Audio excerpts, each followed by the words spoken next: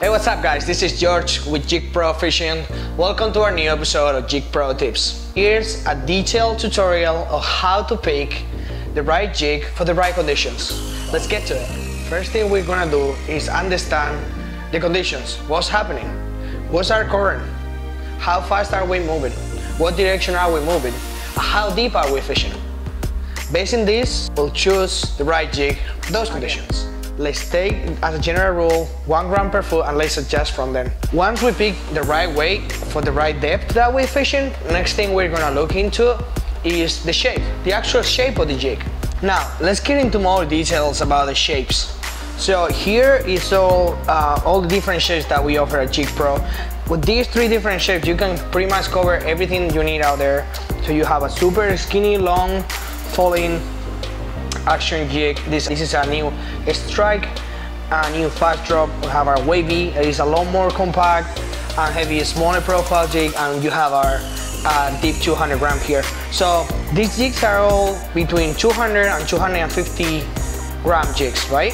So if I'm fishing out there and I'm fishing in 200 feet of water and I see that my current is between 2.5 and half a knot, I'm immediately gonna go and pick up one of these tips. I'm gonna drop it down, and 99% I'm gonna be in the right track. If the current increases and now I have between 1.5 and 3.5 knots, what I'm gonna do is I'm gonna get something longer like this that falls a lot faster, and it helps me to keep the jig straight easier, right? So we always emphasize the most important part, one of the most important parts when you're slow pitching is to stay as vertical as possible. So a jig like this in heavy current situations is gonna help us a lot. And then in the middle, so this is our wavy. So this is actually 250 grams. You can see the comparison. So this is a 240, 250, and 200. So you can see the surface area compared one with the another one. So this one is the heaviest one and the one that has the least surface area, because it's just really compact. It's really small and compact. So this will be a very good jig, again, between 1.5 and 3 knots of current in 200 feet of water. And you know it's gonna help me to stay vertical up and down, right? And funny enough, the last and least important part of choosing the right jig is choosing the right color. So we always say that the color is more for the fisherman than for the fish. There is 3 things that you should look into when you worry about color. Let me explain. Right. Let's talk about color for a few seconds here. Many of you guys ask about what's the favorite color, what's not. This is, as a fisherman, what makes me pick one jig or the other. I look at these 3 different things. So number 1 thing is you want something that reflects natural light. So from 0 to 200 feet of water, we have the natural light penetrating the water column. So you want a jig that reflects that.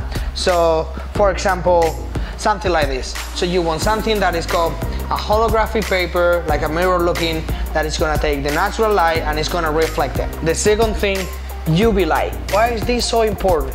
So when you cross the 200 feet barrier underwater, so the natural light gets filtered through the water. The only rays you're getting down are the UV rays. So pretty much what you're seeing down there is very similar to what you see when you shine a UV light into a jig. So if I shine at this, I don't know if you can see here, but if I shine at them, there's only some of them that will reflect that UV light. So for example, let's shine at this pink. So can you see how that pink is not just a regular pink, it just reflects that UV light. Same as this yellow, right? Or the orange. Here is the last one and probably the coolest one. That is glowing. This will be like an artificial light that will display at the bottom of the ocean. And I think this is very important. As a matter of fact, I don't fish any jigs that don't have glow. Well, I hope this video was helpful. I know it was a bunch of information. I guarantee you, if you take the steps and you follow the directions and you challenge yourself to understand what's really happening, you're gonna be successful that way. This is just for reference. This is what I do when I fish. This is a video from a fisherman to a fisherman.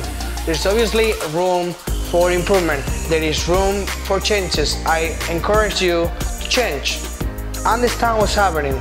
If you drop in your jig, you feel you're scoping out, or you feel that you're not getting bites, change and change and change until you get a bite. That's the success right there. This game is all about that presentation, staying vertical and bring down the right jig. I promise it'll work. Just don't give up. I hope you enjoyed this video. Stay tuned for more videos, Jyg Pro tips.